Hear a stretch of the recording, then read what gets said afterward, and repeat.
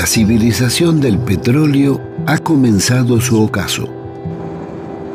Después de impulsar durante siglo y medio el desarrollo del capitalismo y la sociedad de consumo, hoy es la principal causa del cambio climático y el calentamiento global, provocando grandes sequías, hambrunas e inundaciones y la desaparición de miles de especies vegetales.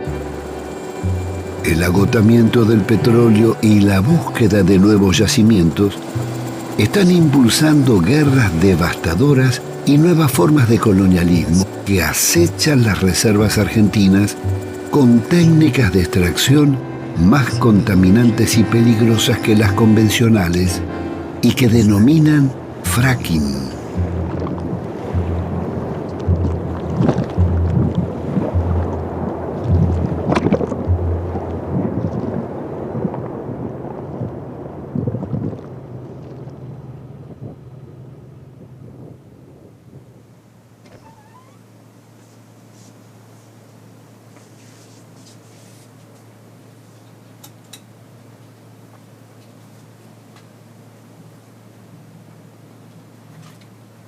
Esta es la historia de un gran fracaso y de la mayor crisis energética argentina desde décadas, consecuencia de la pérdida del autoabastecimiento de gas y petróleo y de los errores y complicidades cometidos desde las privatizaciones de Menem a los Kirchner.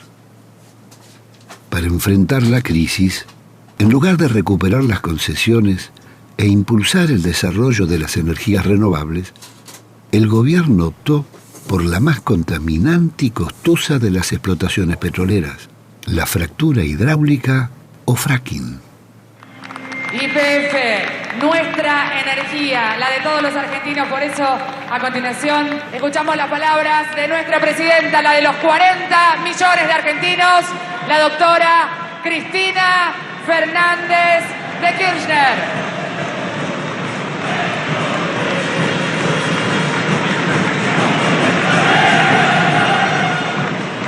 Esta fuerte inversión que está haciendo nuestra YPF, estamos explorando gas no convencional, combustible no convencional, por primera vez aquí en Chubut. Tenemos la tercera reserva de gas no convencional, pero yo estoy segura, además, queremos ir por todo, por el convencional y por el no convencional, con toda la fuerza.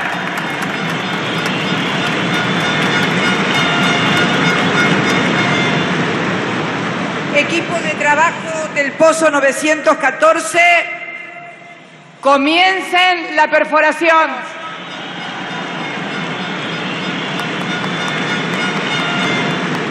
Los anuncios de Cristina nos dejaron perplejos. ¿Cómo podía elegir el método del fracking, habiendo en el país cuencas de hidrocarburos que todavía no han sido debidamente exploradas? Se llama fracking y es una técnica que está revolucionando la explotación de gas natural en Estados Unidos. Permite explotar yacimientos hasta ahora inaccesibles. El problema es que la técnica contamina los acuíferos cercanos. Básicamente consiste en taladrar en la superficie terrestre un agujero de 4.000 metros, luego en horizontal hacer otro tanto y eso volarlo con explosivos. Una vez se ha hecho eso, se mete a 5.000 atmósferas de presión, una presión tremenda, una mezcla de agua, arena y un cóctel de 600 productos químicos altamente tóxicos. Eso hace aflorar el gas natural que está en pequeñas burbujas metido en el esquisto, en el mineral de pizarra y que no podría ser extraído de otra forma. El metano, ese gas natural, se ha filtrado a través de las grietas, de las fallas artificiales, hasta los acuíferos de los que se alimentan los pozos, los embalses, los lagos, los ríos. Pero...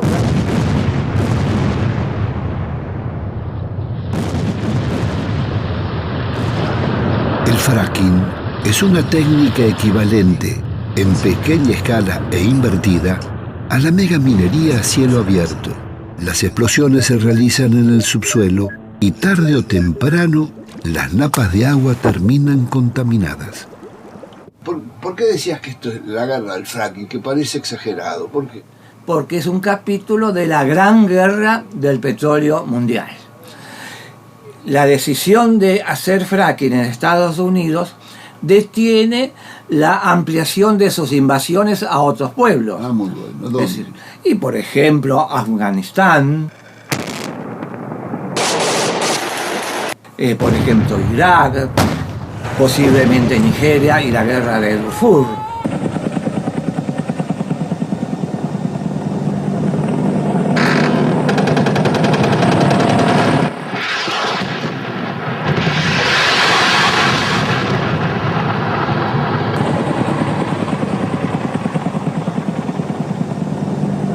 Y ahora viene el fracking como un capítulo no bélico de esta guerra.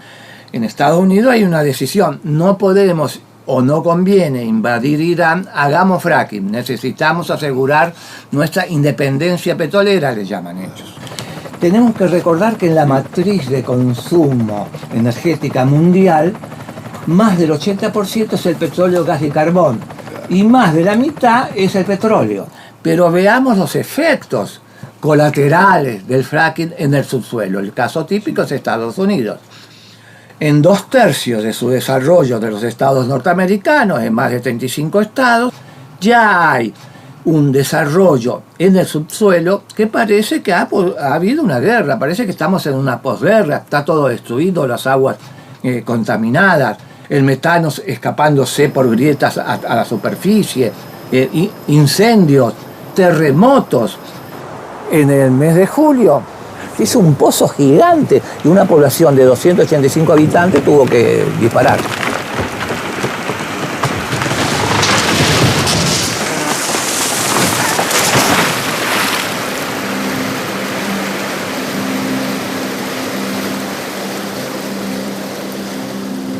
El fracking ha sido prohibido en Francia y otros países europeos. En Estados Unidos está produciendo uno de los mayores desastres ambientales de su historia.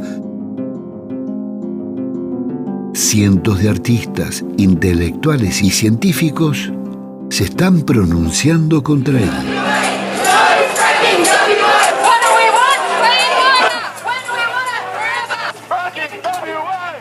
Haciendo memoria, el fracaso petrolero comenzó en 1992 con la privatización de YPF. La soberanía, para nosotros esto también desde la soberanía es importante porque esto va a evitar el éxodo y el despoblamiento, va a permitir la inversión y la recuperación económica de Santa Cruz. Creo que desde hoy el petróleo pasa a ser de las provincias, YPF pasa a ser una empresa que cotiza en bolsa, que va a tener inversión privada y el dinero que de esto surja es de los jubilados. Miles de millones de dólares pasan del patrimonio del Estado a los jubilados, así que no es más... Las bellas palabras escondían algunos de los actos más infames que el Parlamento haya cometido.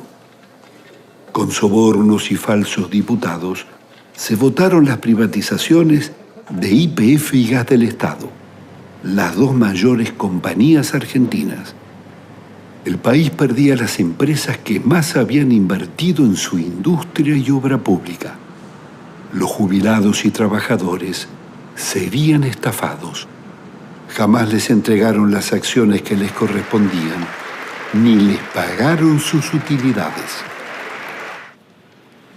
Yo me atrevería a calificar este día como un día histórico.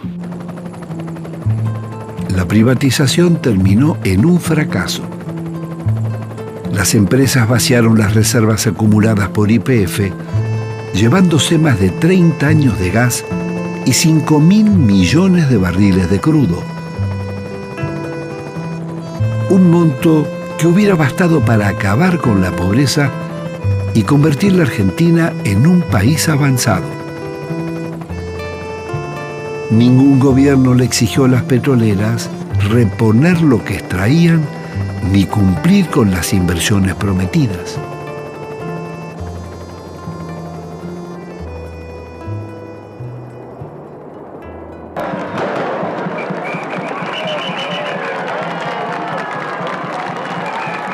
La política energética de Néstor Kirchner fue una permanente improvisación.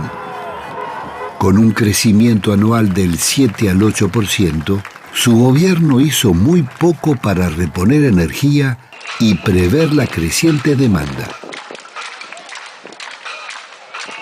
Todos los veranos se sufrieron grandes apagones y cortes de luz y restricciones para el comercio y la industria.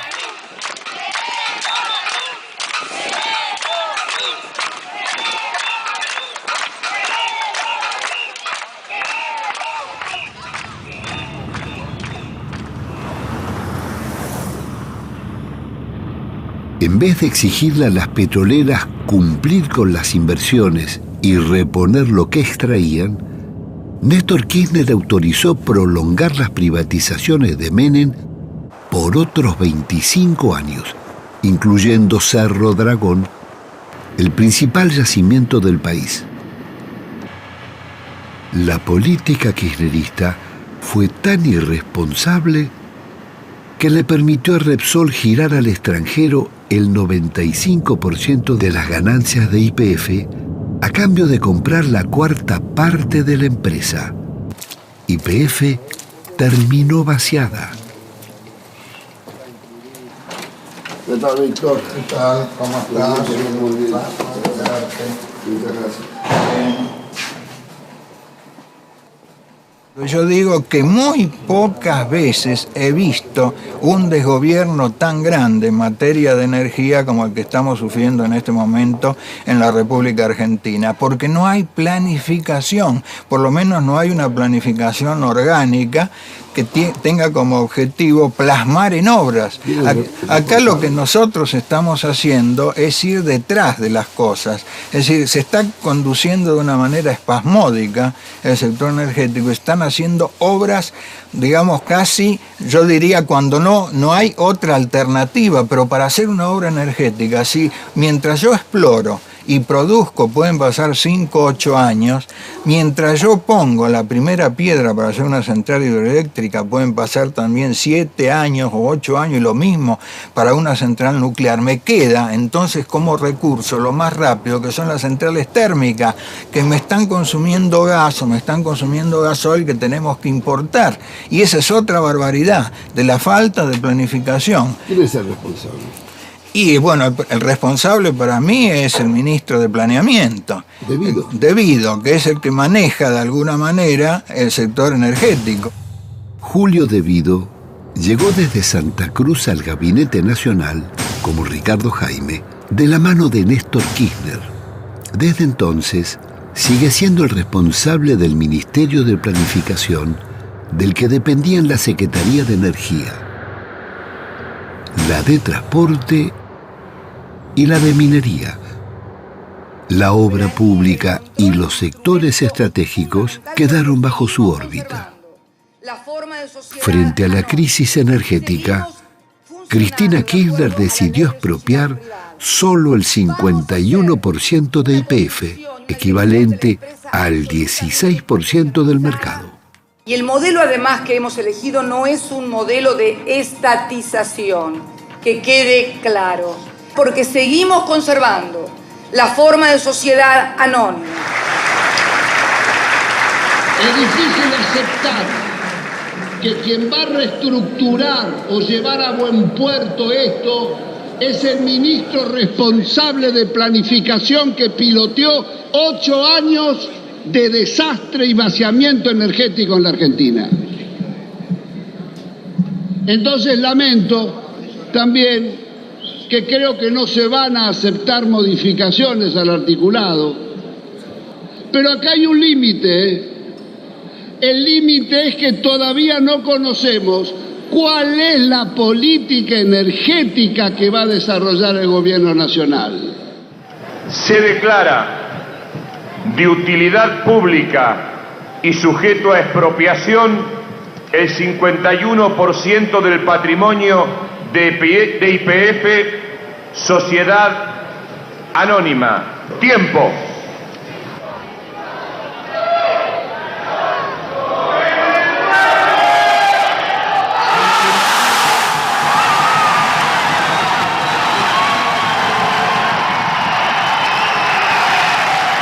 207 diputados votaron a favor de este proyecto que recupera para el Estado Nacional el 51% de las acciones de... Con el apoyo de más de 80 diputados de la oposición, se votó en general la ley de expropiación parcial de YPF sin que el bloque oficialista concediera discutir ni una coma de las numerosas enmiendas presentadas.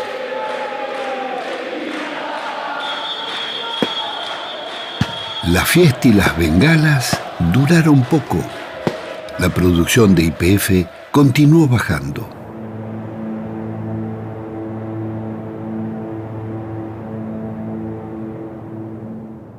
La reducción de las reservas mundiales llevó a las transnacionales petroleras a disputar el yacimiento Vaca Muerta en Neuquén, uno de los más ricos del mundo.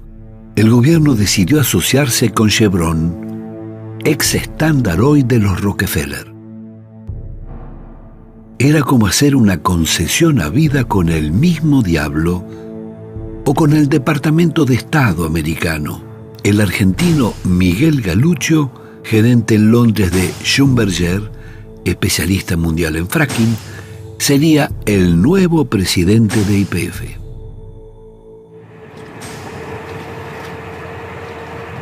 Otra vez, descapitalización y neocolonialismo. El gas y el petróleo se irían por el mar en lugar de preservarlo para las generaciones futuras. Pero esto es solo para Chevron, Félix. No, el contrato con Chevron es solo para Chevron, pero el decreto que salió el día anterior, decreto 929, es para todos. Entonces, las empresas multinacionales ya vienen pidiendo, denme los mismos beneficios que les dio a Chevron. ¿Qué ponen de dinero? Promesas de inversión. ¿Solo promesas de inversión? Solo promesas de inversión. Acudimos a los tribunales con Fernanda Reyes y Alejandro Olmos para presentar un recurso de amparo por la inconstitucionalidad del acuerdo. Este contrato, por la importancia que tiene, debió haberlo tratado el Congreso de la Nación. Nadie en la Argentina conoce el contrato entero firmado con Chevron. Ni la legislatura de Neuquén, donde está el yacimiento Vaca Muerta, ha podido obtener el contrato entero, ha leído solo una síntesis. Bueno, estas son las imposturas y barbaridades de tipo institucional a las que nos tiene acostumbrado el oficialismo. Viola la ley de hidrocarburos porque marca 25 años el tope de las concesiones y esto lo fija en 35, pasando por encima de la ley. La asociación con Chevron traía otros agravantes. Estaba bloqueada por la justicia de varios países. Una corte de Estados Unidos falló contra Chevron por contaminación ambiental en la selva amazónica de Ecuador. La compañía está condenada a pagar unos 9.500 millones de dólares por generar contaminación sin control en la Amazonía. Esto es Chevron Texaco, compatriota. En Argentina, a pesar de los fallos del juez y de la Cámara de Apelaciones, dando lugar al embargo de 19.000 millones de dólares solicitado por la justicia ecuatoriana, la Corte Suprema lo revocó, contrariando nuestra tradición jurídica. La gravedad de este fallo es que se privilegia la alianza entre el Estado argentino a través de YPF con una empresa que viola el derecho de los pueblos. Lógicamente que va a avalar la impunidad. Aquí es un problema de impunidad jurídica. Entonces, lo que estamos pidiendo a la Corte Suprema de Justicia que revea esta situación. Y yo, en el día de mañana, voy a viajar a Venecia para avanzar sobre la constitución del Tribunal Penal Internacional sobre los crímenes de lesa humanidad en el ambiente. Un gran viaje y portarte bien. Bueno, me voy.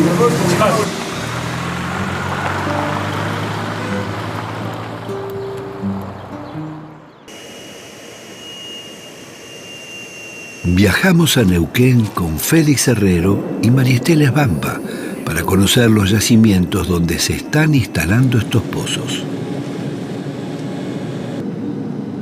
Queríamos conversar con técnicos y pobladores sobre los riesgos ambientales. ¿El fracking sería tan rentable como afirmaban?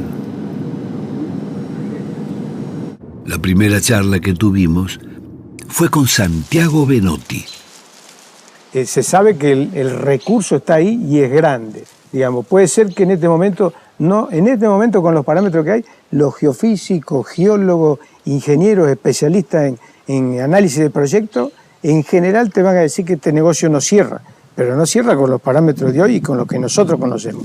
Nosotros no sabemos los acuerdos que se están haciendo, los beneficios, los subsidios, los acueductos, la provisión de agua, la de arena, no sabemos, pero sí ellos se están posicionando territorialmente. Nosotros estamos perdiendo, digamos, la oportunidad de hacerlo nosotros. Digamos, no es lo mismo los precios de las empresas que los costos propios. Esa es la diferencia. La pregunta es, ¿por qué estas empresas pueden imponer una nueva técnica de explotación de fracking siendo tan dañina? Clinton dijo que era prioritario, la seguridad energética, porque es riqueza y es poder. Entonces ellos se posicionan, digamos, y les sale caro, pero, no importa, pero el se Estado posiciona. paga. Claro. Y bueno, muy bien. Hay subvenciones ocultas. Si yo proveo el agua absolutamente gratis de parte del Estado y a las empresas no les cuesta nada, hay un subsidio. Si yo creo sistemas de precios diferenciados, donde suben los precios del crudo y del gas natural, estoy favoreciendo a las empresas. Si yo para la exportación elimino... Félix tenía razón. El fracking nacía subsidiado. Al firmarse el preacuerdo con Chevron, el gobierno aumentó en $30 el precio del barril de petróleo. Lo llevó de 45 a 75 y triplicó el precio del gas. De los bolsillos del pueblo argentino iban a salir más de $10.000 millones anuales para financiar a las petroleras, aumentar la inflación y el costo de la vida cotidiana.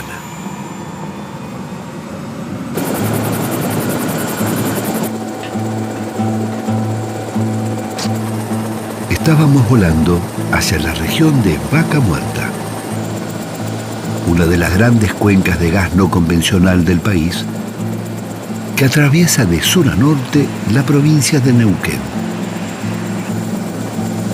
Su potencial económico es de varias veces nuestro PBI, pero su rentabilidad aún no está probada. Las picadas y caminos de las petroleras, uniendo cientos de pozos, dibujaban una cuadrícula en el desierto y se perdían hacia el horizonte. Y los clústeres son una cantidad de equipos perforando al mismo tiempo. Eso es lo que está arreglando YPF con Chevron, con Exxon, no sé, con Apache, con Pan American, con los ingleses, ¿no es cierto? Perforar un pozo en Argentina cuesta por lo menos 4 veces más que en Estados Unidos. Te lo dicen todos los gringos, Históricamente, acá producíamos el petróleo a menos de $10 el barril. Con los no convencionales vamos seguro al precio internacional, 98, 100 o lo que sea, digamos. Todo eso encarece la industria nacional, encarece la energía, encarece los hogares, la industria se hace menos competitiva, la población se hace más pobre. La formación Vaca Muerta es una cantidad de roca, un espesor de roca que se ha formado en un ambiente marino. Y eso con la temperatura y la presión de la sobrecarga de los otros sedimentos que se depositaron arriba una vez que se retiró el mar, eso produce una temperatura y una presión que genera el petróleo, digamos. Llegamos a la zona de Altos de Agrelo, al norte del yacimiento Loma La Lata, para visitar el campamento de la empresa provincial neuquina que está perforando su primer pozo con fracking.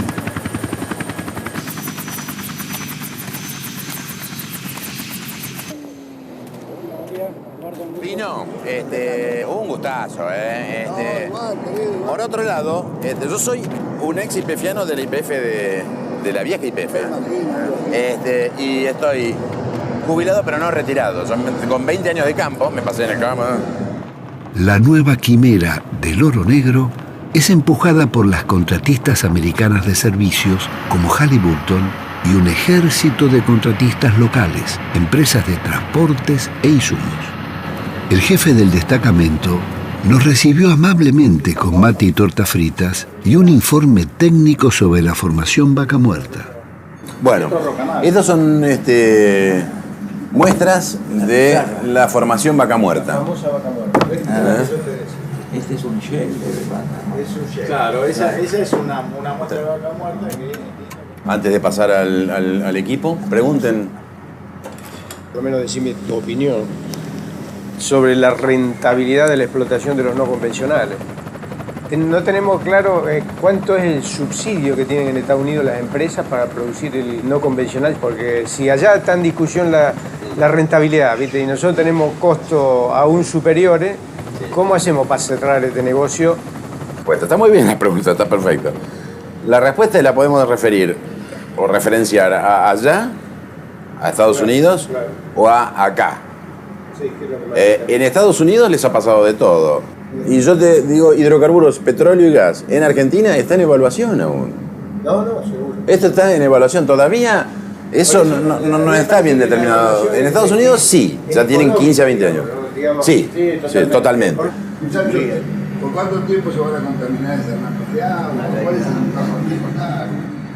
Sin agua y sin parar o llegar a disminuir sensiblemente el calentamiento global y la emanación de gases de efecto invernadero, estamos recagados. Pensando en las generaciones futuras. Nosotros estamos más allá que acá, estamos más del otro lado, lo que va a venir.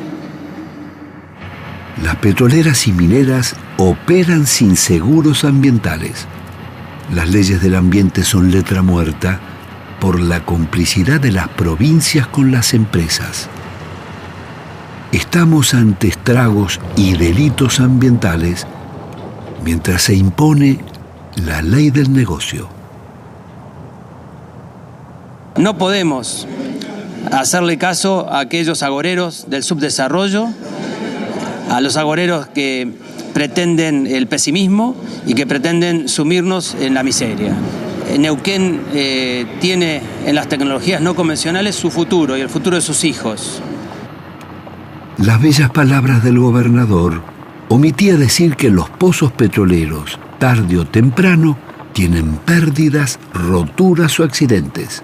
El fracking multiplica los riesgos.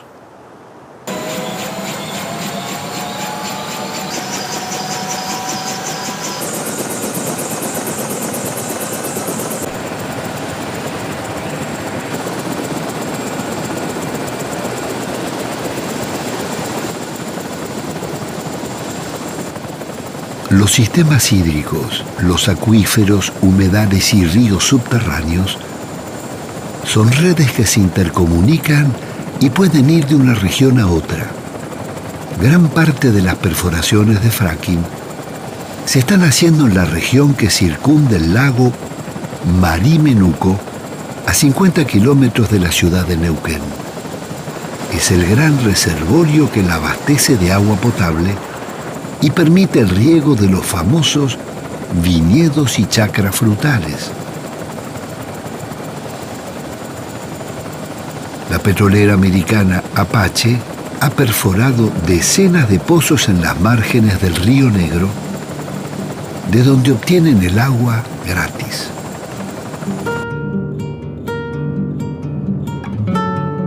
Llegamos a la ciudad de Allen, a 30 kilómetros de Neuquén. Es la capital nacional de la pera y la manzana, con cientos de pequeños fruticultores. Por ahí es bueno recordar que Allen es la localidad que tiene mayor cantidad de productores en todo el Alto Valle. Aproximadamente 300 productores y efectivamente hay sobre todo plantaciones de peras. Bueno, esta es una chacra de 20 hectáreas netamente de pera. Tiene 5 variedades, si no me equivoco. Sí, 5 variedades. Tiene William, Pacan, Danjou, Beau Reboz y una pera que se llama Winter Butler. La zona donde estamos es la principal productora del país. ¿Principal productor en cantidad o calidad? En calidad y en cantidad. Más que Italia. En pera sí. Tenemos otro tipo de clima y otro tipo de condiciones, ¿no? Somos Argentina es el principal productor de pera y la pera Williams no tenemos competencia en el mundo. Desde el año 2000 que somos productores orgánicos también, aparte de hacer un sector en convencional. Y lo empezamos a hacer por una cuestión de tratar de dejar algo mejor hacia nuestros hijos, ¿no? Que son la generación que nos sigue. Entonces empezamos con la producción orgánica, la cual nos gusta mucho. Cada vez nos gusta más y uno aprende muchas cosas. En definitiva, cuando esto empezó era todo orgánico, ¿no? Porque convengamos que los chacareros abusan de los agroquímicos salvaje, también, claro, de manera muy salvaje.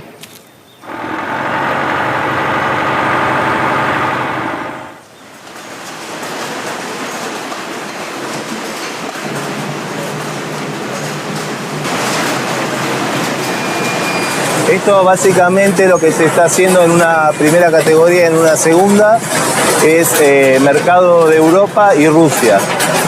En pera no tenemos competencia, en manzana sí se ha limitado el mercado por la competencia chilena que es fuerte, sí.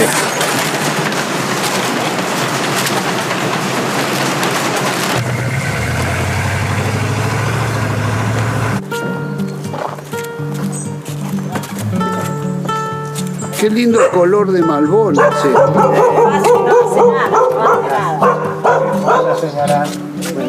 Uy, señores, ¿y esta fiera qué es?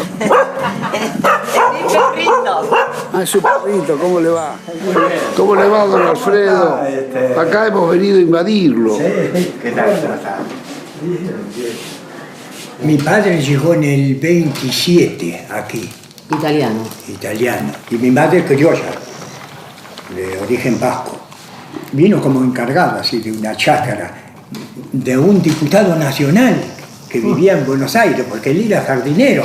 Fue 2 años jardinero que allí fue donde nacimos 3 de nosotros. Yo nací ahí al pie de la ruta. Hacelo más cortito. Bueno. Y mi padre después, mientras estuvo ahí de encargado, fue emparejando esas 6 hectáreas que había comprado, que era todo ahí campo bruto. Era el páramo, no había nada. ¿Sí? ¿No? Lo único que había era la casa y el tinglado. Él me mostró una foto, sí. Esto arranca en 1935, ¿no? Fíjense. Bueno, yo nací en Allen y una de las cuestiones más paradójicas es quizás que, bueno, desde hace varios años trabajo, investigo sobre todo lo que tiene que ver con extractivismo, megaminería, ahora explotación de hidrocarburos no convencionales. ¿Pero cuándo te fuiste, maestra? Yo me fui cuando tenía 18 años. ¿A dónde? ¿Estudiar? Me fui a estudiar filosofía a Córdoba y después hice un doctorado en Francia y volví hace unos 20 años ya a radicarme en la Argentina, en Buenos Aires. Nunca me imaginé que estuviera en peligro la continuidad de una economía regional como esta. Sin embargo, efectivamente en los últimos tiempos lo que hemos visto es el avance por un lado de la extracción hidrocarburífera, es decir, más perforaciones en las chacras, por otro lado una extinción muy vertiginosa de pequeños y medianos chacareros, y también se han ido los grandes productores. Toda la zona de la costa del Río Negro sin duda se va a constituir en una zona de sacrificio, y la gente no es consciente de que en realidad estas actividades no son compatibles. La actividad hidrocarburífera no es compatible con la producción de peras y manzanas. Nos llamó la atención a mucha gente que llegó esta flota de 40 camiones y todos estacionaron alrededor del parque industrial donde compraron ellos lo que era Millacó, que todos comentaban de que era una petrolera desconocida. Minga. Porque, por lo que se veía Apache, porque allí fueron, después de un día y medio que estuvieron ahí estacionados, y yo pasé 3 o 4 veces que saqué fotos, habían 2 camiones que estaban de culata con 2 grúas que estaban bajando las bolsas, pesan 1.500 kilos cada bolsa, que tiene esas 2 orejas. Acá hay otra también. Dice Fracturing Technology. Estos son los mismos camiones que uno después ve en las fotografías cuando lee un artículo de lo que está pasando en Estados Unidos, en Texas. Dice que no se está haciendo fractura hidráulica, nada. Son mentiras. Si ellos mismos me lo dijeron y ahora lo va a ver. Ingeniero, que cada uno está en lo suyo. Pero escúcheme, ¿están fracturando? Sí. El que me dijo hoy, es terrible, señor. Era un joven. Es terrible. Acá se ha hecho, dijo, 5 fracturas. Llegamos a 4.000 metros de profundidad y ahí hacemos tallar los explosivos. Nosotros todos los martes tenemos una asamblea, lo que estamos justamente por el medio ambiente luchando. Yo tuve trato con Apache hace 1 año y medio. Tenía que arrendarle 1 hectárea y 1/4. Y me pagaban por 2 años 156.000 pesos. Yo tengo una chacra de 7 hectáreas. Ni en 5 años saco esa cantidad de dinero que viene limpio. Lamentablemente, hoy nos están poblando con torres alrededor de las chacras y eso nos está perjudicando. Nosotros tenemos que tener muchas certificaciones, el agua tiene que estar en un estándar potable, muy bueno para lo que es la certificación de Global Back, que es una de las certificaciones que tenemos que tener para irnos al exterior. La fruta para el mercado interno no hay problema, te la compran, pero la consumimos nosotros. Y si esa manzana no sale al exterior es porque algo tiene. Entonces nos estamos envenenando nosotros mismos consumiendo la fruta del mercado interior. El tema principal en esto es que, bueno, los ofrecimientos de las petroleras en comprar hectáreas y eso va reduciendo mucho la zona productiva. Ahora mismo vamos a llegar a otro pozo que ya está perforado, ya está todo hecho, ya las cañerías ya pasan por acá, por la calle. ¿Cuántos son los equipos que están perforando ahora? Alrededor de 8 son los que he visto nuevos. La verdad que uno no puede estar produciendo y haciendo fruta de buena calidad, ya con lo que nos cuesta y con los problemas que tenemos de rentabilidad, tener también este problema de contaminación. Hoy los productores, la mayoría está comprando agua en envase porque no puede consumir el agua como antes lo hacían nuestros abuelos y bueno, nos preocupa.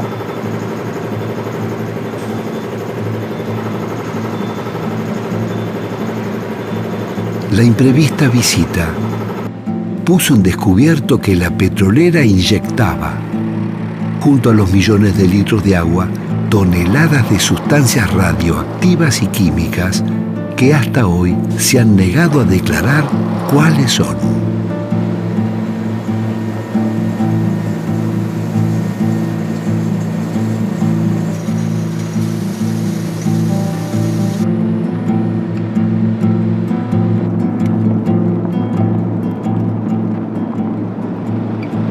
Después nos trasladamos hacia los grandes piletones, donde están depositando el agua y los desechos envenenados.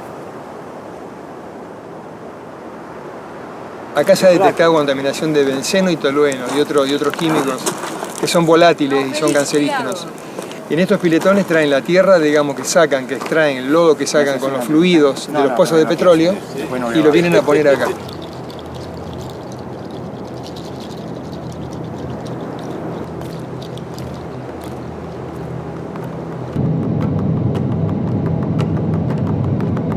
Continuamos viaje hacia la comunidad mapuche de Jelaicó. En sus tierras, la petrolera Apache ha instalado el pozo anticlinal, el primero de fracking del país.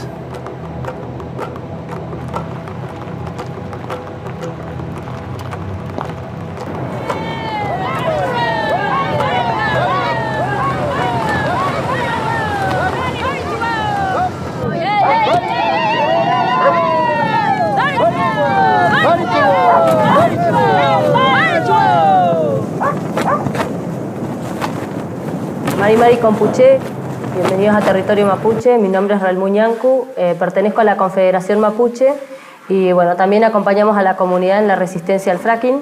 Es una preocupación para nosotros este nuevo método de explotación petrolera y bueno, por eso es muy saludable que hayan podido venir al lugar a conocer este conflicto, ¿no?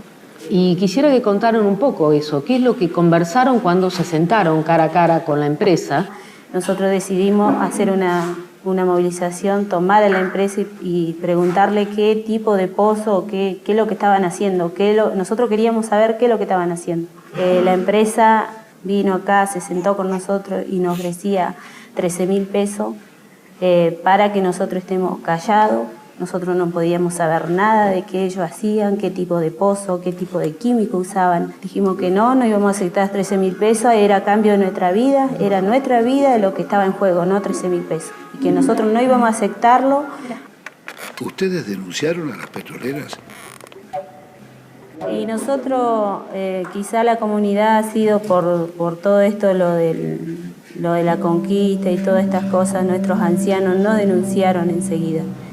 Ellos ahí tenían ese miedo de no reclamar, de no decir nada, porque sí iba a venir la policía, iba a venir la gendarmería que existía en ese tiempo, venía y los sacaba.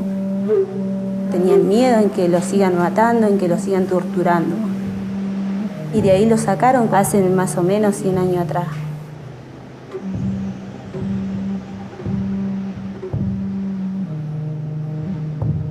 Cristina, ¿y en este tiempo desde cuándo empezaron a movilizarse? La comunidad en la época de Repsol sí hizo una acción, tuvimos una movilización bastante grande porque todo lo que era el hidrocarburo lo dejaban todo abierto, lo tiraban, hacían laguna y ahí se nos morían nuestros animales.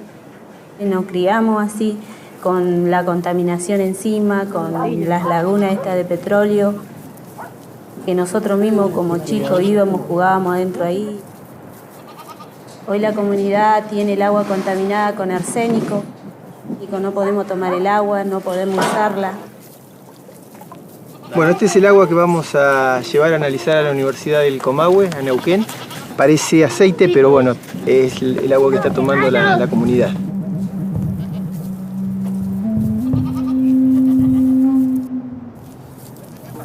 ¿Qué es lo que anda pasando con el rebaño, Villar?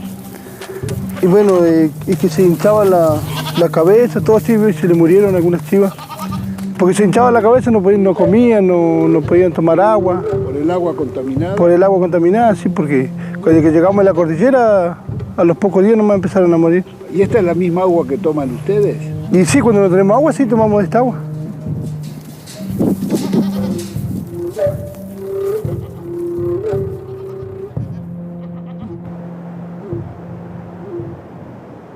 Incluso el gobierno provincial tiene sus propios negociados con la contaminación, porque la contaminación es un negocio para el gobierno provincial, porque los ministros de medio ambiente, de hidrocarburos, tienen sus propias empresas privadas para, una vez que se detecta la contaminación, los derrames, esas empresas son las que vienen supuestamente a sanear. Entonces la contaminación es un negocio para el gobierno provincial y es la empresa de Guillermo Coco. Claro, es la empresa de Guillermo Coco la que va a sanear.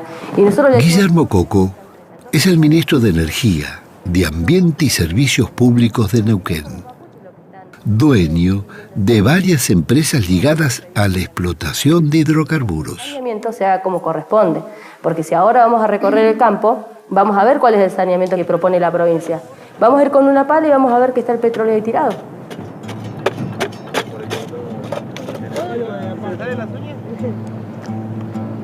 Cambia de color.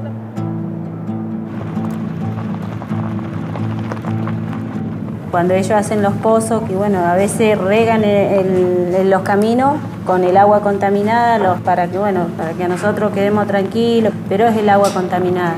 Después, cuando hay problema con las cañerías, siempre hay derrame de hidrocarburo, de gas.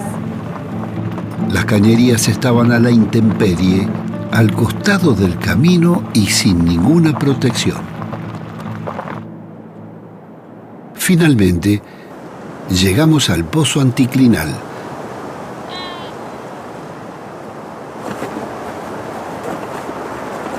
Acá estamos en un peletón que hicieron la empresa Apache, donde depositaron 30 millones de litros de agua. Bueno, esto lo hicieron en el tiempo verano, cuando la comunidad estaba en la veranada. Ellos aprovecharon esos 3 meses para hacer este pozo no convencional hace 2 años. El agua lo traían del acuífero de Zapala. Y bueno, los pozos, como se ven, están allí. Allí hay uno, allá hay otro. Tenemos que caminar más para allá. No se veía torre de perforación ni despliegue de grandes equipos.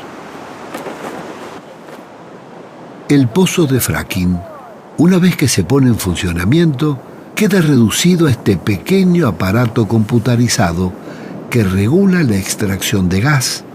Estaba cercado y bajo el control de cámaras de video conectadas a los depósitos de la batería de Apache a pocos kilómetros del pozo.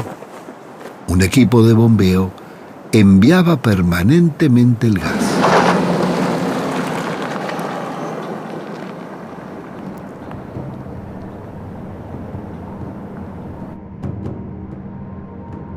La batería de Apache estaba resguardada por un fuerte dispositivo de seguridad. Parecía un campo de concentración.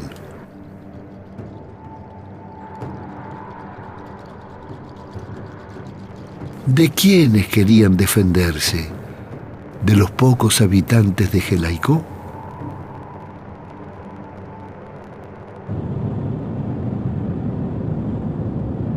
Seguimos hacia la casa de Relmú y Martín. Nos mostraron imágenes de la represión que sufrieron al querer desalojarlos de sus tierras porque resistían la instalación de otro pozo. Apache ha perforado decenas alrededor de su casa y ahora quiere instalar uno con fracking.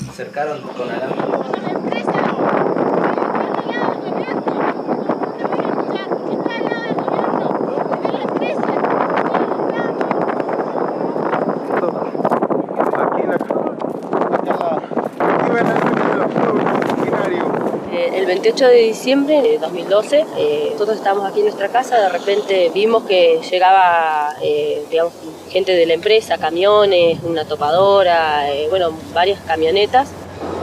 Se movilizó alrededor de 100 efectivos policiales, un camión de bomberos, una ambulancia. Cuando nosotros éramos, 10 personas acá,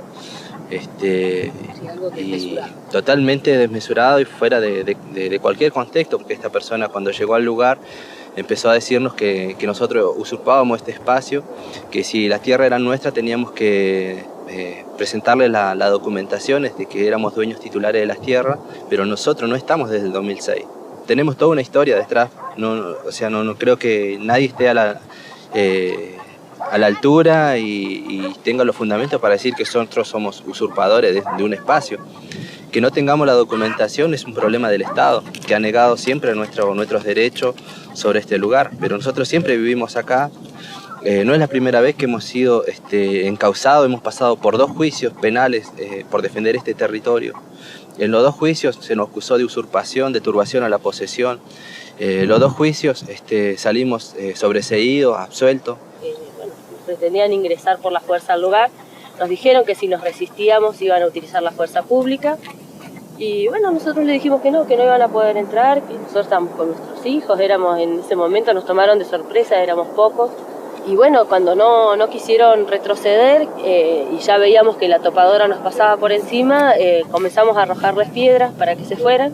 Y en el medio de esto quedó esta señora que nosotros no sabíamos quién era. En un momento que no nos dimos cuenta nosotros, una piedra. Bajen las armas, acá todos están desarmados, estamos reclamando un derecho nada más. Bajen las armas, díganle al gobierno que venga, que baje urgente, que acá hay un derecho. Las poblaciones originarias estaban de pie frente al avance de las transnacionales. Meses atrás, en un referéndum realizado en la localidad neuquina de Loncopué, el 82% de sus 7.000 habitantes rechazó la instalación de una mega minera china a cielo abierto para extraer oro y cobre.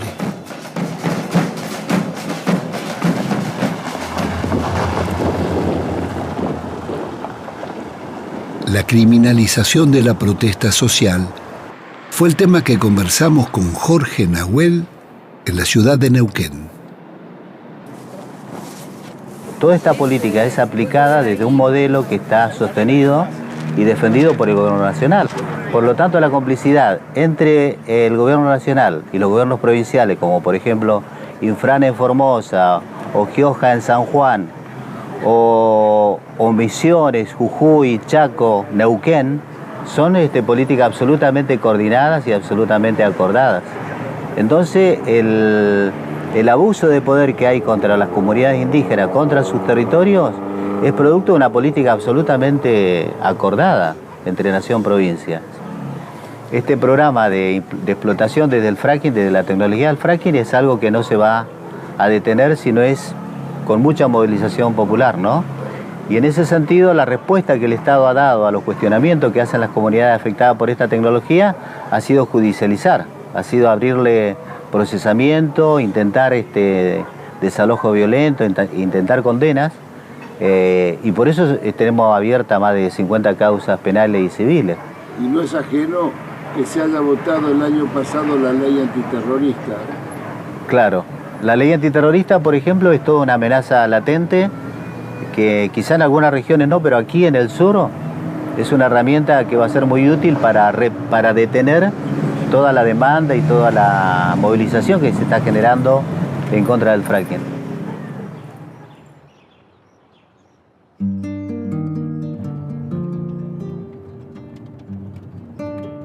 En la ciudad de Zapala, la Asamblea del Agua viene defendiendo el gran acuífero subterráneo de aguas minerales. Tenemos una cualidad muy importante que la naturaleza nos brindó, nos ofreció, que es un acuífero. Un acuífero que está ubicado abajo de este territorio. Y este es el acuífero que está siendo utilizado por las petroleras, sería utilizado por las mineras también. Claro, se vendieron 30 millones de litros de agua, estimamos nosotros, para el primer pozo de gas, de fracking, que está ahí en la comunidad de Gelaico, en el campamento anticlinal. Nosotros presentamos un recurso de amparo, pero por la venta del agua, no por el fracking, ¿no? Y nos encontramos con que la justicia es cómplice de este saqueo del agua, de este saqueo del acuífero Zapala. No tiene en cuenta que de este acuífero vivimos los seres humanos, los vegetales, los animales. Por presentar el amparo, la jueza Ivonne San Martín les hizo pagar los costos judiciales a los defensores del agua, alegando malicia.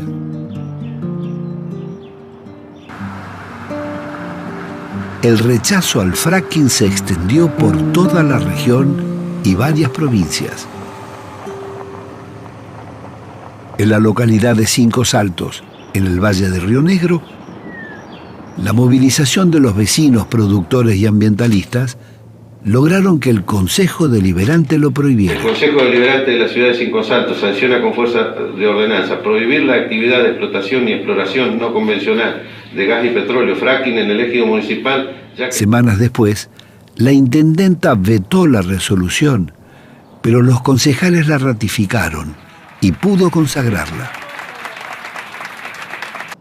En la ciudad de Allen también fue prohibido. El tema de la contaminación, el tema del agua, por la salud, por el bienestar de nuestros futuros hijos y todo el futuro. Sabemos que si nos contaminan las chacras, no nos queda nada. Ninguna petrolera nos va a venir a dar trabajo. Vecina, agua se contamina. Vecino, ha sido aprobado por unanimidad.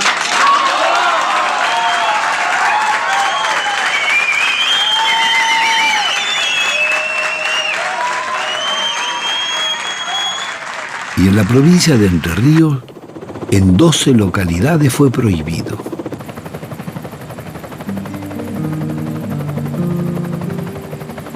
La región mesopotámica es la otra gran reserva de petróleo y gas no convencional de la Argentina. Se encuentra debajo del acuífero Guaraní. Su explotación, con la técnica del fracking, terminaría contaminando las aguas y ríos de la mayor cuenca hídrica del país. Hoy en día el fracking aparece precisamente como alimentando esta idea de que América Latina o Argentina en particular puede ser una potencia productora de hidrocarburos. Hay que acudir a la historia latinoamericana para ver que efectivamente esto ha dejado siempre de manera inevitable un saldo absolutamente negativo. Pero sin duda, el fracking o la explotación de gas no convencional abre a un nuevo ciclo de conflictos socioambientales, especialmente aquí en Argentina. Ambientalistas y organizaciones sociales y políticas de la provincia presentaron en Paraná y Concordia recursos de amparo para impedirlo. En 12 localidades, el fracking fue prohibido. Todos los pueblos de Entre Ríos toman agua de Napa y los pueblos entrerrianos tomamos agua del acuífero guaraní.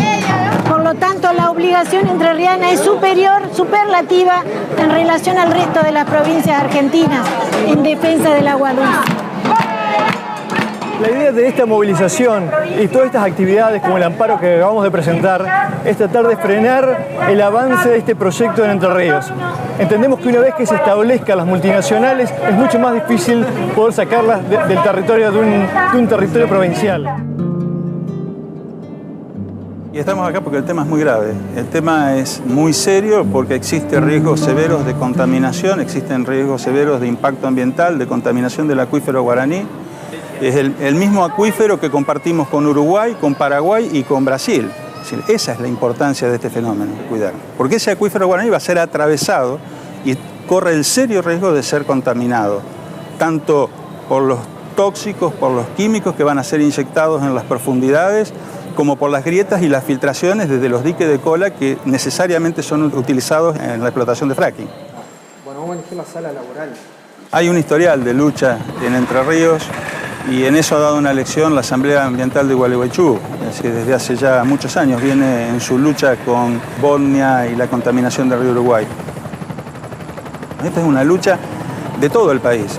El agua que pasa acá por Entre Ríos es el agua que terminan consumiendo en Buenos Aires, que consumen en Rosario o que consumen en el sur del país.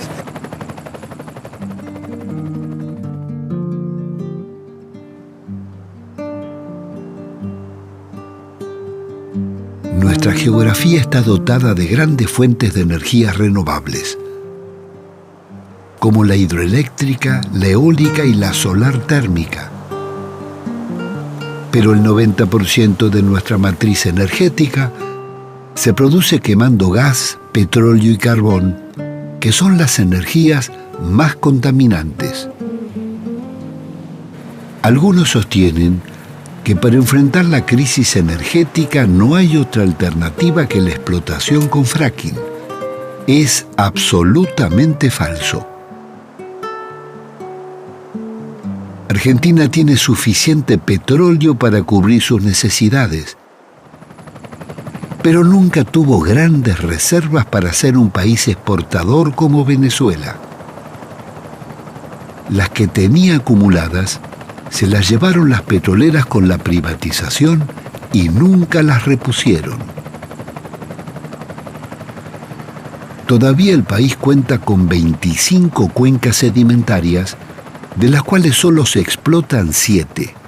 Las 18 restantes no han sido exploradas en profundidad, entre otras las del Chaco paranaense, las del centro y oeste del país y las cuencas oceánicas.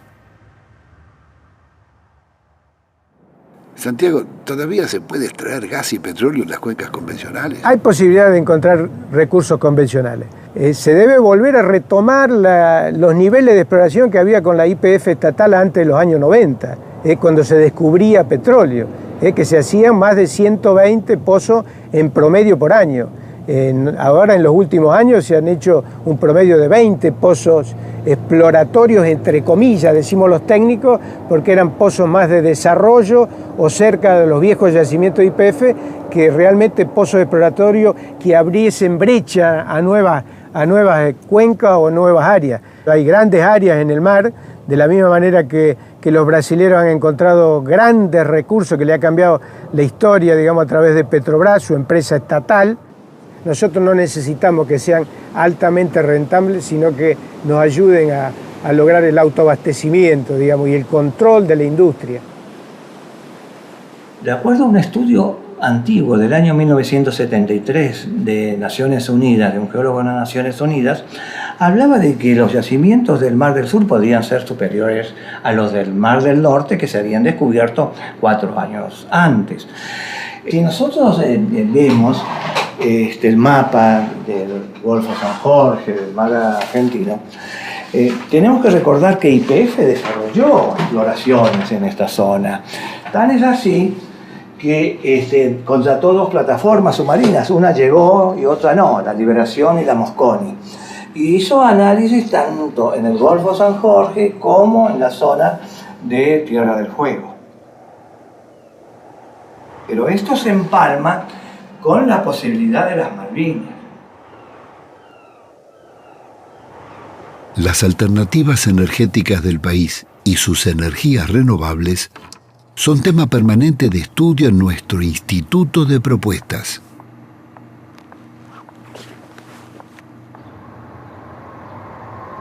Un pozo construido a través del método de fracking cuesta alrededor de 20 millones de dólares. Si ese dinero, el dinero que nos costaría un pozo de fracking, lo empleamos en un parque eólico con aerogeneradores de potencia, con 6 aerogeneradores, que es lo que nos saldría con el mismo dinero de la construcción de un pozo de fracking, la energía al cabo de 6 años a través de la aerogeneración sería 4 veces superior que la que nos entrega el pozo de fracking.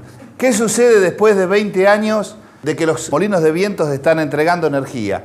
El pozo a los 6 años se acabó y sin embargo los aerogeneradores, estos molinos de viento, siguen entregando energía. Al cabo de la vida útil, este parque eólico o estos aerogeneradores nos van a haber entregado 80 veces más energía que lo que entregó el pozo de fractura hidráulica. Eduardo, vos decías que el parque eólico es más rentable. Entonces, ¿por qué el Estado no lo hace? Bueno, los pozos de fracking obviamente son un negocio para las compañías petroleras, en cambio que los parques eólicos podrían ser desarrollados por pequeñas cooperativas, municipios o incluso hasta ONGs. Bueno, pero la gran paradoja que existe es que la Argentina tiene un gran potencial en energías renovables, en energías limpias, que se calcula es superior a las 3.000 plantas nucleares. Se va a poder hacer una sustitución importante de importaciones. Tenemos una planta productora muy importante en la provincia de Mendoza, hay otras plantas en la Patagonia y hay una red de proveedores que alcanza alrededor de 200 empresas, fundamentalmente pequeñas y medianas. Claro, además porque Argentina en la Puna de Atacama tiene junto con Chile uno de el foco principal de irradiación solar por metro cuadrado en el mundo. Tiene tal nivel de irradiación solar la Puna de Atacama que prácticamente una planta solar termoeléctrica sería competitiva en términos económicos con respecto a las plantas térmicas que queman combustibles fósiles, ya sea gas o fuel oil. Las plantas de energía solar termoeléctrica funcionan con espejos cilindro parabólicos que concentran la energía solar en un tubo que lleva un aceite que se calienta y eso a su vez genera el calor para convertir agua en vapor y eso activa la usina que genera la electricidad. La gran ventaja de la energía solar termoeléctrica es que el calor sobrante que no se utiliza para generar electricidad durante el día se puede después almacenar en tanques de sales fundidas, que además son muy abundantes en la zona de la Puna de Atacama, o sea que hasta esa ventaja tiene Argentina, y eso permite que cuando no hay luz solar, el calor almacenado se utiliza para volver a calentar el agua, que genera vapor, que activa la turbina que genera electricidad, y eso hace que no haya variabilidad, como pasa con la energía eólica, que cuando no hay viento no hay electricidad, o la energía solar fotovoltaica, que cuando no hay luz solar tampoco hay electricidad. En cambio, en la energía solar termoeléctrica es un circuito cerrado. Cuando estábamos montando la película, nos sacudió una noticia dolorosa e inesperada. Cristina Lincopán, la lonco mapuche de la comunidad de Jelaicó, había fallecido de un paro cardíaco como consecuencia del deterioro de su sistema respiratorio. ¿A qué edad muere? Tina muere a los 30 años. Su enfermedad avanzaba en su cuerpo y ella no mostraba eso. Tina lo que tenía era náuseas permanentes. Tenía sus piernas muy hinchadas.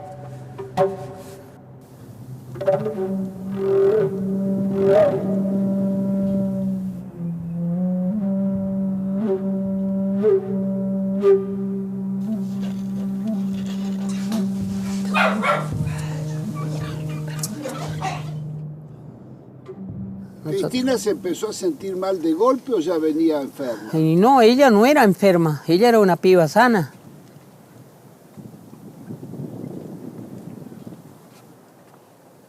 Porque si ella hubiera sido una piba sana, una mujer enferma, entonces los chicos tenían que haber salido enfermos algunos. Los chicos son sanos todos, son 4 que hay. Hay un varón y 3 nenas. Y ellos tienen una mente para estudiar todo.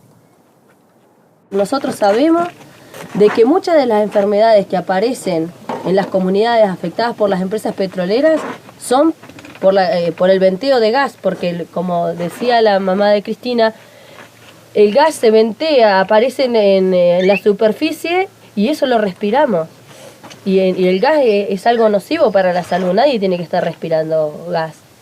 Entonces, digamos, el primer responsable de esta situación es el Estado. El Estado con su gobierno a la cabeza, que es el gobierno de la provincia del Neuquén, el gobierno del MPN, que hace 50 años que tiene esta política de explotar, de saquear los recursos naturales y que la gente se muera. Claro, por eso uno no tiene ni casa, no tiene nada, ni agua ahora.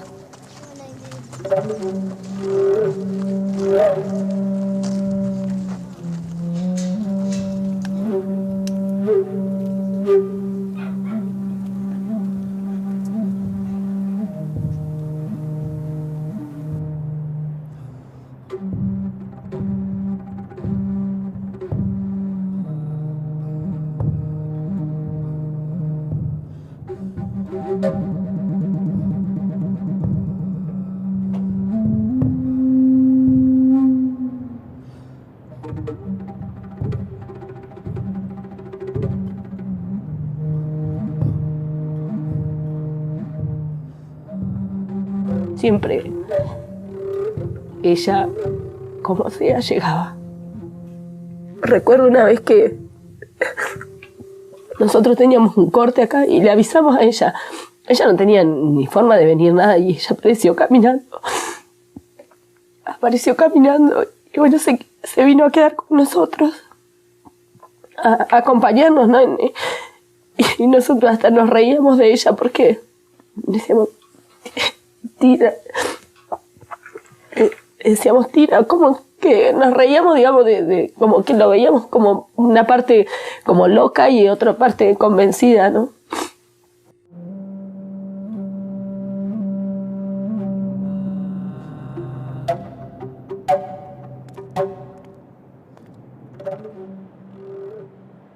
Sabemos que el pueblo mapuche está empobrecido, porque el Estado nos ha quitado toda la posibilidad de administrar, de tener un plan de vida dentro de nuestro territorio. Pero no somos pobres, porque los recursos que hoy el Estado necesita para enriquecerse están dentro de los territorios mapuches o indígenas en el mundo. Si es necesario violar todas las leyes ambientales o crear leyes ambientales que les favorezcan a las petroleras, a las mineras, a todo aquel que venga a saquear el territorio lo hacen y lo contaminan. Y los que nos llevamos las consecuencias somos nosotros, porque somos nosotros los que vivimos en el territorio. Acá no vive Zapac, no vive Cristina Kirchner, no vive nadie de ellos, somos nosotros los que vivimos acá. Nosotros sabemos que vivimos en territorios ricos, por eso decimos que el pueblo mapuche no es un pueblo pobre, es un pueblo empobrecido. En sus últimos días, Cristina había sido atendida en el hospital de Neuquén. Con conversamos con los médicos de la Asociación de Profesionales. Son pocos consultorios para el volumen de gente que circula. En la entrevista que nosotros le hicimos, se refería a que estaban tomando agua con muchos metales pesados y tenía mucho arsénico. ¿Qué provoca los metales o los hidrocarburos en el organismo? ¿Qué provoca? Obviamente trastornos sobre la reproducción, malformaciones, eso. Sobre la piel, la exposición en la piel. De todo el residuo de metales pesados que estamos hablando no hay remediación posible. Nada. Los metales pesados no se degradan absolutamente ninguna cosa, y en el mismo proceso de mezcla o transporte de barros y todo lo demás, a dónde terminan y por dónde se diseminan de los acuíferos y por qué nivel del acuífero, si es por superficie, eso no lo sabe nadie. Cuando uno se mete dentro de la provincia, hay un pozo al lado del otro. Sí, y no hay ningún control público de nada. El Estado ausente y piedra libre para las corporaciones. Hacen lo que quieran, son los dueños del lugar.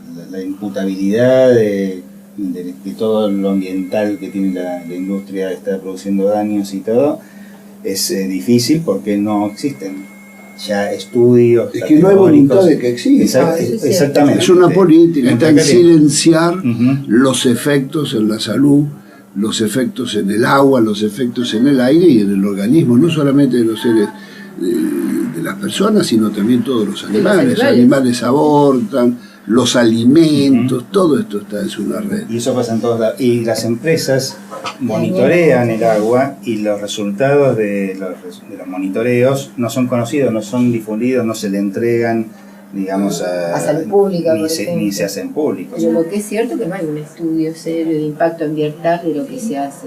Y se deja las empresas de petróleo tienen una fuerte influencia en las universidades, que pagan cursos de posgrado, derivan sus fondos en las universidades ayudando, así entre comillas, ¿cierto? Pero eso hace que cuando este tipo de empresas, como los laboratorios de la industria farmacéutica en las facultades de medicina, van a hacer ese tipo de derivación de dinero, es porque alguna cuestión de tipo ideológico se está comprometiendo. El gran punto es si la investigación sigue siendo, como es ahora, una dependencia absoluta de los mecanismos que manejan el poder, llámese corporaciones petroleras, farmacológicas, que son los grandes negociadores del mundo, ¿no? Y que impactan claramente por ahí. Claro, agroquímicos. La investigación no puesta al servicio de la gente y obviamente, como bien decían recién, con una terrible dependencia de los factores que deberían ser regidores de esto, como las universidades, de un manejo económico donde ponen el dinero, desarrollan en los lugares de supuesta investigación y obviamente uno ya sabe que esa investigación está secada. Recién cuando hablábamos de remediar, digamos, la remediación debería ser para aquello que es algo inevitable. Todo lo que se puede prevenir no debería ser remediado, debería ser prevenido. Este es el problema. Entonces estamos actuando 2 pasos atrás de lo que deberíamos actuar.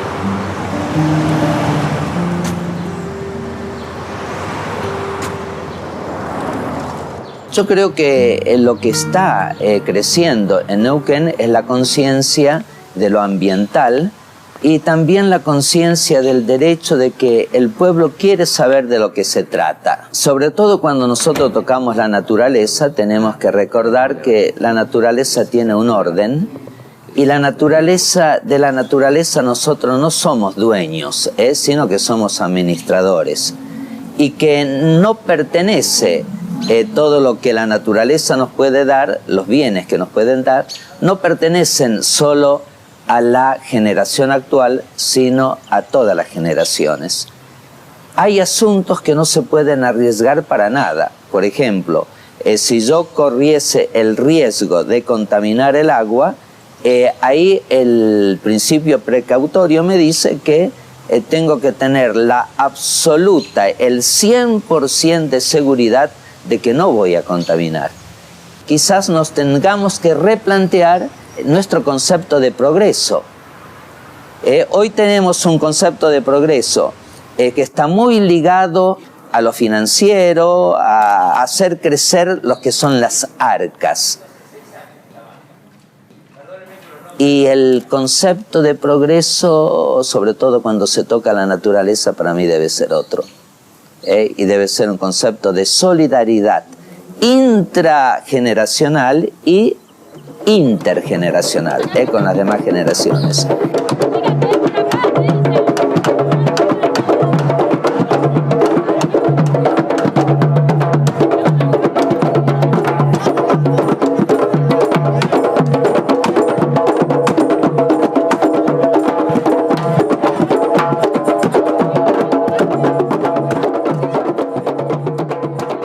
El pastor tiene que acompañar a su pueblo en las preocupaciones legítimas que tiene. Y esas preocupaciones legítimas no hay que desoírlas. No hay que subvalorar el pueblo como tal cuando se expresa sobre algo. Pero la sensibilidad que tiene el pueblo nosotros la tenemos que respetar, la tenemos que acompañar para que no vayamos a dar pasos equivocados.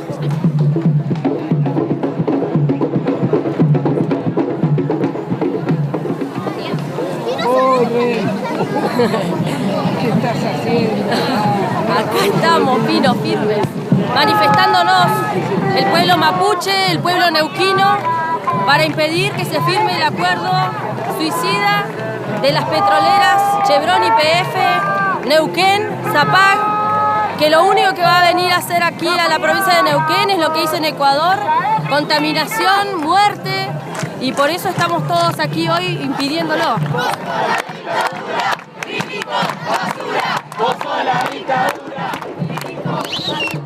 Porque están entregando exactamente de la misma manera que entregaron Repsol en el 2000-2001, este mismo partido político, de la misma manera que entregaron siempre todas las riquezas neuquinas. Particularmente este convenio, porque se hace en espalda de pueblos, se violan las normas provinciales. No queremos más el fracking, ni la contaminación. No queremos policías, no queremos represión. Son estudiantes, mujeres, niños, que vienen a reclamarle a esta legislatura que no trate un acuerdo y una entrega vergonzosa. No hay cesión de la soberanía. Entendemos claramente que esta ley que solicitamos se apruebe hoy está dentro del marco legal.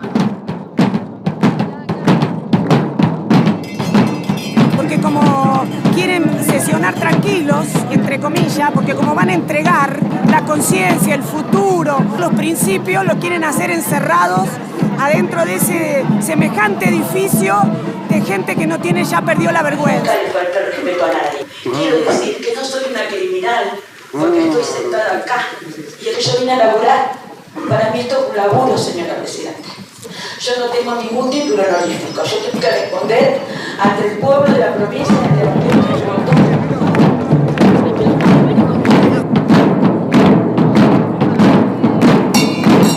¿Cómo termina eso, muchachos?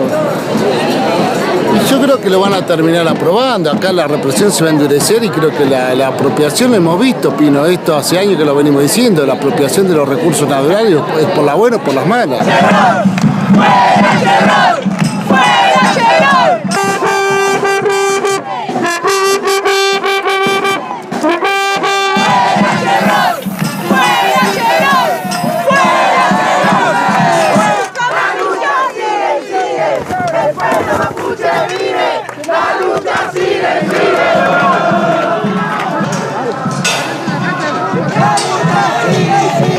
Piensen en sus hijos, en sus nietos. Señor, piensen en sus nietos. Bueno, que se representa, por favor. ¿Por qué van a tirar? ¿Cómo es tu nombre? ¿Por qué van a tirar? Tírame a mí. No, nadie le va a tirar. Nadie le va a tirar. ¿Dónde? Bien, vamos a dar inicio entonces al orden del día.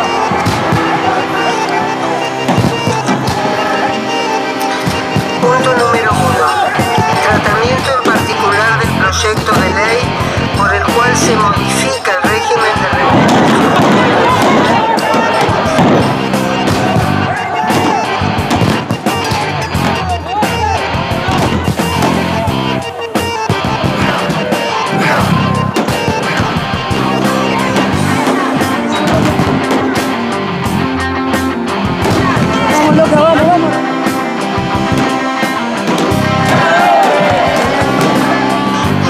empresa YPF Sociedad Anónima, que fuera aprobado por el Poder Ejecutivo Provincial.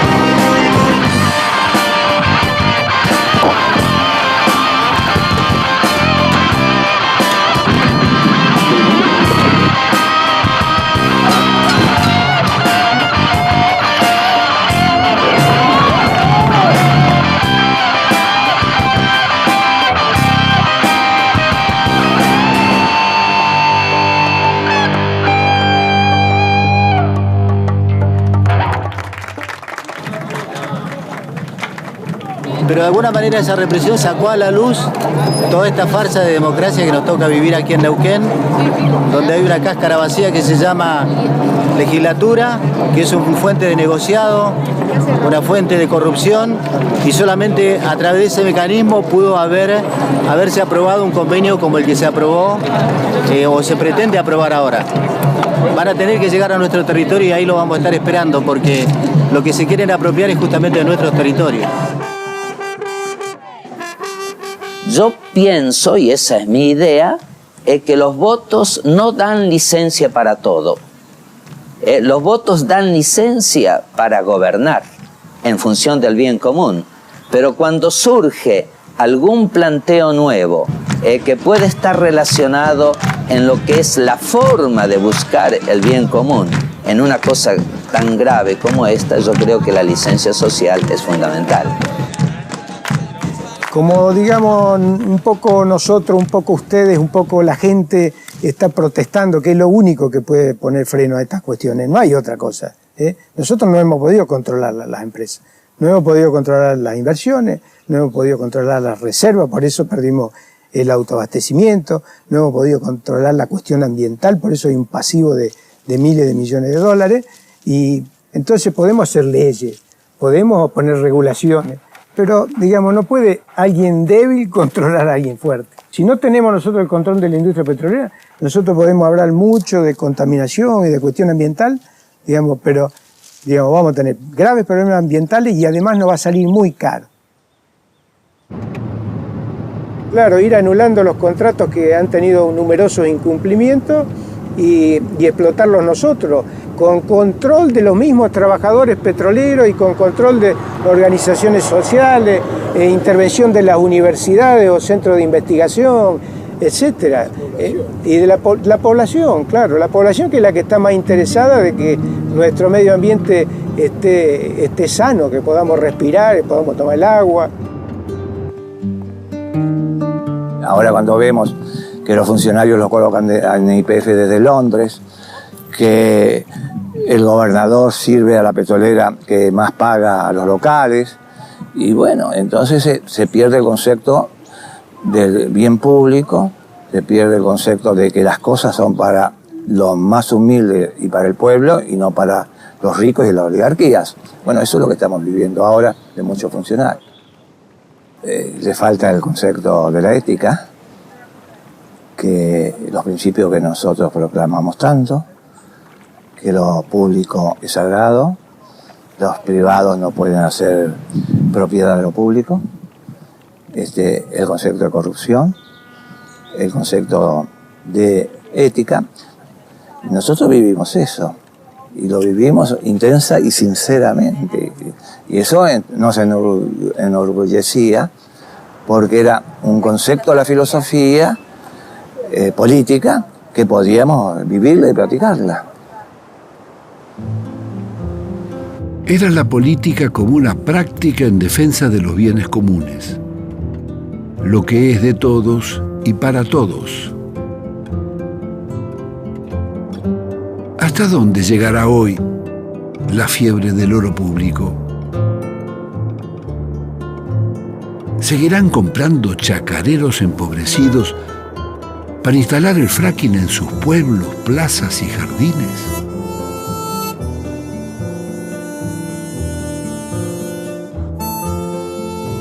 seguramente lo harán si las poblaciones no se movilizan. Hay que aceptar que lo que más genera el cambio climático y el recalentamiento son los combustibles.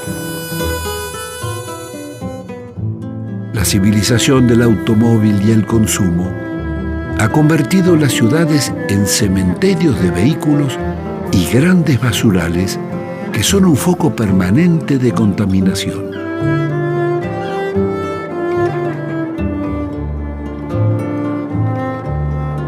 Es necesario impulsar un cambio cultural que modifique los hábitos del derroche y preserve el agua y la naturaleza para las generaciones futuras.